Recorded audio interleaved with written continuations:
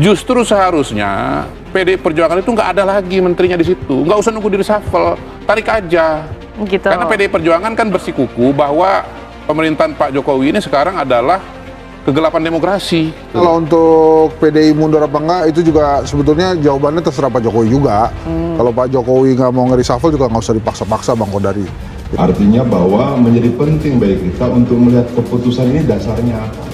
Kalau dasarnya adalah kinerja, Pak Yasona itu sudah bersama dengan Jokowi sudah masuk periode kedua ya, dari 2014, 15, 16. Apakah kemudian menukar teman lama dengan teman baru menjadi sebuah kebiasaan? Ataukah memang ada hubungannya dengan kehadiran Pak Yasona dalam deklarasi Pak Edi Rahmayadi? Ataukah memang ada hubungannya dengan perpanjangan masa jabatan DPP PDI Perjuangan dan penambahan yang ditandatangani oleh Pak Yasona? Atau ada apa? Atau jangan-jangan akan ada produk hukum yang akan dikeluarkan dalam waktu 43 hari ini yang mungkin tidak disetujui oleh Pak Yasona, atau Pak Yasona dianggap sebagai gangguan atau hambatan untuk keluarnya produk hukum dalam 43 hari terakhir ini. Banyak pokoknya bukti-bukti yang bisa membuat Jokowi kena kasus. Minimal jadi kejaran pertanyaan para dewan, KPK, BPK, Kejaksaan, Kepolisian, apalagi kalau ditambah sampai IKN mangkrak. Saya telepon kemarin setelah pertemuan. Saya bilang, Pak Supratman, saya baru bertemu dengan Presiden, selamat, congratulations. Sebelumnya saya sudah ketemu. Yo, terima kasih Pak Menteri, mohon tetap kita bisa berkoordinasi. Nanti kalau saya di DPR kan tetap adalah koordinasi. Semacam apa? Semacam cangkok ya seperti ini ya. Saya sebutnya cangkok lah ya, cangkok. Jadi ini dicangkokkan dan cangkok ini saya lihat ya dilakukan dengan cara apa? Antara lain dengan reshuffle kabinet. Ada lembaga-lembaga yang sudah disiapkan, ada personal yang sudah disiapkan, termasuk juga soal anggaran.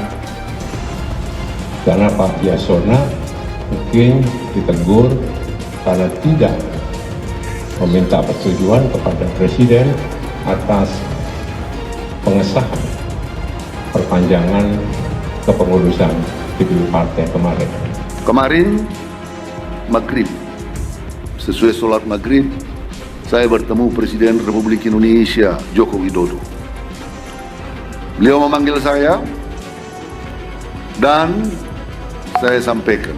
Apakah Pak Yasona ini diberhentikan karena sebagai kader partai beliau kemarin mengikuti acara deklarasi di Medan, yaitu deklarasi untuk mencalonkan Pak Edi Rahmayadi. Apakah kita di dalam melakukan reshuffle kabinet itu tidak dibatasi atau tidak berpikir adanya etika pemerintahan? Umumnya, kalau kita mau berhenti, umumnya yang terjadi secara etika sebagai pejabat itu tidak melakukan pengambilan keputusan strategis. Makanya saya katakan bukan hanya tentang transisi, tapi juga tentang kepentingan Pak Jokowi, dan itu wajar saja. Masa reshuffle semuanya demi Pak Prabowo dan Gibran kan? Tapi ada juga lah kepentingan-kepentingan dia di akhir masa jabatan ini, karena menurut saya justru krusialnya itu adalah di injury time. Gol-gol cantik itu terjadinya di injury time, makanya menurut saya kayaknya kali ini dengan segala hormat Pak Jarod Saiful itu bablas ya mempertanyakan pergantian menteri, karena itu kan jelas-jelas merupakan hak prerogatif presiden.